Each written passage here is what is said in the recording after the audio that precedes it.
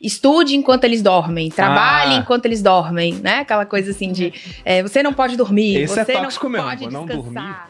E aí, pensando que a pessoa tem um ponto de partida, tem essa chegada que é difícil de definir, mas aí vamos imaginar quem já definiu esse ponto.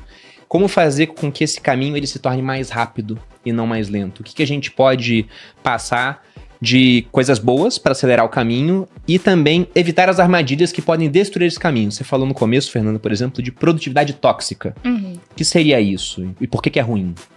Então, esse é um termo que tem se usado muito, principalmente nas redes sociais, aquilo que a Lu falou da amiga dela, né? Uma pessoa que acorda todos os dias, treina e faz 1000 atividades e, ai, nossa, você tá sendo tóxica. É inveja, né? então.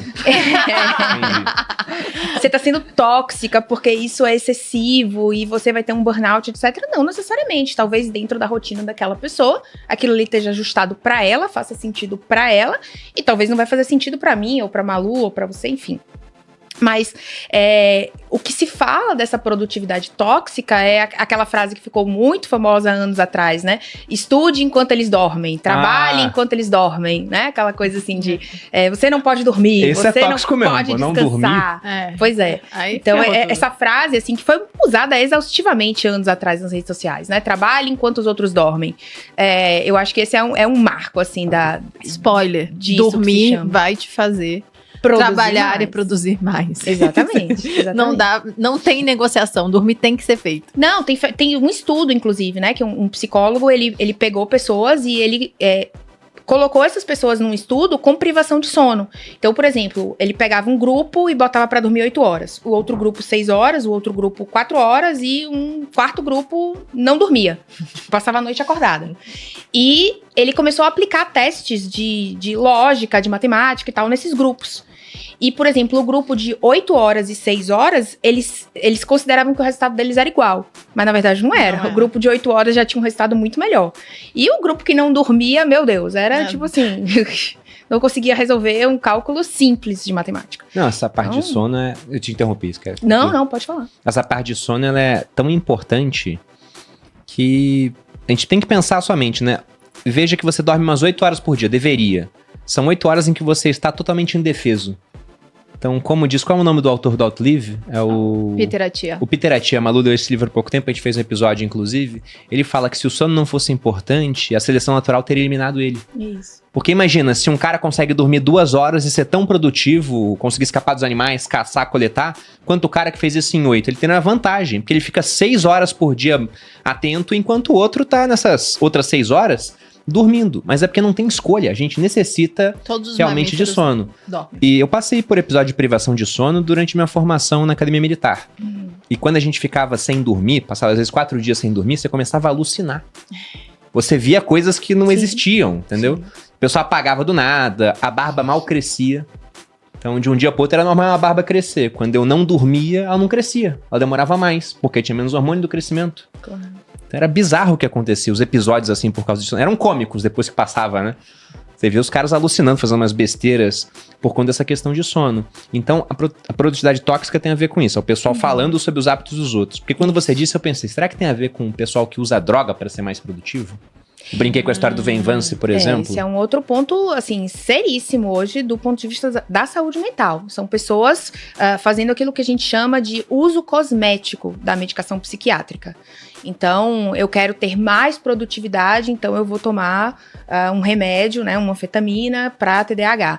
Eu quero dormir melhor do que eu durmo, então eu vou tomar um indutor do sono, etc. Então, isso hoje é um problema seríssimo, principalmente entre os jovens. Existe todo um mercado paralelo de substâncias que são vendidas, né, inclusive na internet, para que essas pessoas, elas tem uma produtividade, você tem uma baixa produtividade, você tem ali um limiar de produtividade, mas você teria uma super produtividade, teoricamente, se você usasse essa medicação. Só que na prática não funciona assim, infelizmente.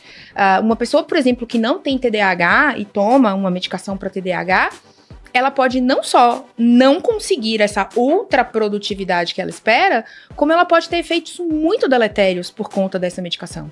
Então ela pode ter dores de cabeça, ela pode não conseguir produzir, inclusive. Ela pode ter dores de cabeça, ela pode ter náuseas muito fortes, ela pode ter crises de pânico, né, ataques de pânico. Então você tem uma série de riscos, de problemas ao fazer esse uso indiscriminado e cosmético de medicação psiquiátrica. É muito grave isso. Isso você diz num único uso ou no uso constante? Não, a medicação para TDAH especificamente, ela tem uma meia-vida de 8 horas. Então, ela não é cumulativa como outras medicações psiquiátricas, como, por exemplo, o antidepressivo. Se eu tomar um antidepressivo hoje, possivelmente o que eu vou sentir, talvez, são efeitos colaterais, boca seca, etc. Mas eu não vou melhorar o meu humor. Eu vou precisar tomar isso de maneira cumulativa. A medicação para TDAH, não. Se eu tomar agora, eu já vou sentir os efeitos positivos, os efeitos negativos em 1 hora, mais ou menos, depois que eu começar a tomar. E em 8 horas, essa medicação, ela vai ter parado de fazer efeito. Ou seja, a meia-vida dela é essa, acabou. No dia seguinte eu tenho que tomar de novo. Só que tem os prejuízos também, aí tem os efeitos colaterais, aí tem as pessoas que não conseguem utilizar, porque usaram muitos receptores daquilo, aí depois não consegue dormir direito, tem uma queda de produtividade em outros horários. Então, é bem perigoso e bem complicado. O Venvance pra produzir, o Zolpidem pra dormir. E muitas pessoas ganham muito peso, porque o que acontece? A anfetamina, em tese, ela tira o seu apetite. Só que durante a meia-vida dela. Então você toma 8 da manhã. Aí depois come um boi. E aí dá no final da tarde, você tem a queda da medicação. E aí o que acontece? Muitas pessoas começam a ter episódios de compulsão alimentar. Mas aí o cara vai e usa o Ozempic, aí equilibra tudo. Aí equilibra tudo. Só falando que não é pra vocês usarem nenhum desses remédios que o Bruno está falando não, eu não aqui. sei de nada, pessoal. Tô citando aqui. Veja com o seu médico o que você vai fazer da sua vida. Porque é um absurdo. Mas eu usei Venvance uma única vez na minha vida. A gente tava em São Paulo já. E aí, eu sempre considerei uma pessoa produtiva. E conversando com uma conhecida, ela falou, você já experimentou? O mercado financeiro é um negócio que tá por aí, Até né? deixa eu fazer um adendo, porque eu acho que as pessoas que talvez assistam a gente, não estão nos grandes centros, não têm noção de que isso é realmente algo que é uma febre. Hoje em dia, eu e o Bruno, por exemplo, a gente vai no médico e a gente fala, a gente não toma nenhum remédio, o médico acha estranho, porque pessoas da nossa idade, com a nossa capacidade produtiva, com nossas demandas e tudo mais, tá todo mundo tomando remédio nos grandes centros, isso. Sim. Porque eu imagino que fora dos grandes centros, no Brasil, não seja tão disseminado, eu acho, né? Agora com a internet, talvez não tenha essa com certeza é menos que São Paulo, até porque tem um custo também econômico pra tomar esse tipo de remédio. É caro. Mas aí essa pessoa me deu e falou, um dia que você tiver muita coisa pra fazer, experimenta. Aí ficou lá em casa meses. Eu tinha umas tarefas acumuladas, né? Eu procrastinando, lendo muitos livros. Falei, quer isso saber? faz uns 6 anos Eu vou já. matar, foi em 2018. Eu vou matar as tarefas todas hoje. Aí eu fiz tudo que eu tinha na minha lista. Gravei 100 stories, fiz uma live, treinei, não sei o que. A Malu chegou em casa, tava que nem um esquilo, sabe assim, ó, super atento pra tudo. Falando 100 palavras por minuto. Eu olhei pra cara dele e falei, o que aconteceu? Não, produzi muito. Daí eu falei pra ela, falou, e aí? Daí eu falei, olha, eu produzi muito, de fato, mas eu não quero nunca mais tomar esse negócio. Porque eu falei, cara, deve ser muito fácil eu criar um tipo de vício psicológico. Isso. Se eu trabalho tanto assim com isso, eu não posso mais deixar de usar. Eu acho isso mais perigoso, porque gente, imagina, quando os seguidores me mandam, eu falo, não, você tá falando sério que você... Porque você tem noção que você vai criar uma dependência... Isso. E esse tipo de dependência psicológica dá pra superar ou você só evita? Essa é uma dúvida que eu tenho. Dá pra superar, mas assim, o que você tem que fazer? Você vai ter que fazer um tratamento pra isso, né? Você vai ter que fazer um tratamento. Desmame. Porque a pessoa criou uma história na cabeça dela, uma crença tão grande, tipo...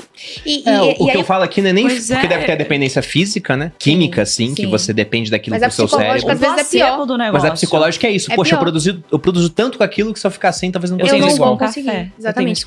E aí, o que vai ter que fazer pra responder sua pergunta é voltar em pequenos passos.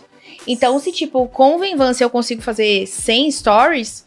Talvez quando eu tirar, eu não consiga fazer nenhum, porque eu vou travar. Não porque eu não consigo, de fato. Sim. Mas por conta da dependência psicológica. Eu vou travar e eu vou dizer, agora eu não sei mais fazer.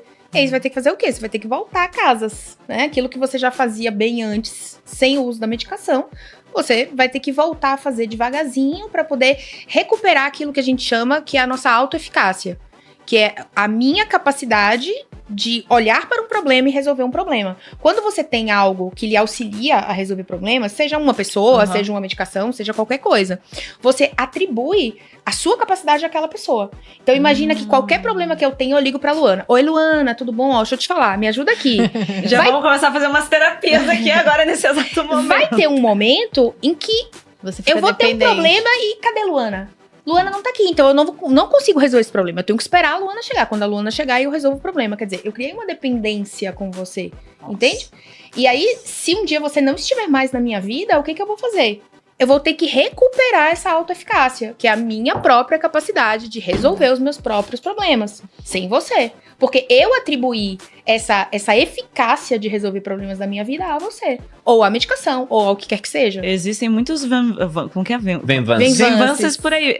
Mas agora eu parei pra pensar, lugar de estudo, às vezes até o material que você usa ali, a música, tudo isso podem se tornar muletas e tipo, não, hoje não tem como, porque... num espectro, assim, tem coisas muito prejudiciais e coisas que se não são tem manejáveis. prejuízo, achou ok. Inclusive, eu ia Isso. perguntar isso pra vocês. Quais são os artifícios, né, no dia a dia que vocês usam pra produzir mais? Porque... Por exemplo, dando um exemplo, eu tenho que dormir, então eu faço toda a programação do dia para que eu durma bem. Eu faço a minha higiene do sono para que eu tenha um bom sono, porque eu sei que o sono é essencial para que no outro dia eu consiga produzir. Então, essa é uma das minhas prioridades no dia. E aí, para que isso aconteça, eu me exercito pela manhã, porque eu sei que faz diferença no meu dia. O que vocês fazem no dia de vocês que vocês acham que faz toda a diferença pra ajudar a audiência? Além do café que a Lana falou que já Que pelo droga visto estimulante Só dela. até as 2h. Eu antecipo a sensação de recompensa que eu vou ter. Isso foi o que mais me ajudou na vida a produzir. Você visualiza isso? Isso. Isso é bem legal. Isso. Eu procrastino, eu tendi a procrastinar muito. Hoje eu procrastino bem menos. Por isso, eu consegui resolver assim. Então, essa é uma estratégia da psicologia que a gente usa, ensina para os pacientes e foi o que resolveu para mim. Eu tenho algo para fazer. Uhum. Se eu pudesse, eu ia ler um livro. Se eu pudesse, eu ia fazer outra coisa. Eu ia ver uma série, eu ia brincar com a minha filha, sei lá, eu ia fazer qualquer outra coisa. Mas daí eu penso, como eu vou me sentir se eu não fizer? E como eu vou me sentir depois que eu terminar essa tarefa? Então, se eu ficar aqui lendo um livro que não tem nada a ver com a tarefa que eu vou fazer, eu vou me sentir pior depois. Eu vou dizer, poxa, tudo bem, li o livro, ok, mas aquilo que eu tinha de fato pra fazer eu não fiz, eu vou me sentir mal. Se eu fizer essa tarefa que eu não quero fazer, ou porque é chata, ou porque é muito trabalhosa, às vezes eu tenho uma aula minhas aulas são muito longas nos cursos, né? Então, às vezes eu tenho uma aula de 2 horas pra gravar, 2 horas e meia pra gravar. Então, eu penso, putz, ficar 2 horas e meia ali na frente da câmera não é fácil. E aí eu fico adiando, mas aí eu penso, como eu vou me sentir depois que eu terminar e que a aula estiver lá 2 horas e meia gravada e que eu subir no Drive para o pessoal da equipe disponibilizar para os alunos. Nossa, eu vou me sentir muito bem. Eu vou me sentir muito feliz de dar um check nessa atividade. Então eu tento antecipar essa sensação. Eu digo, eu quero me sentir daquela forma.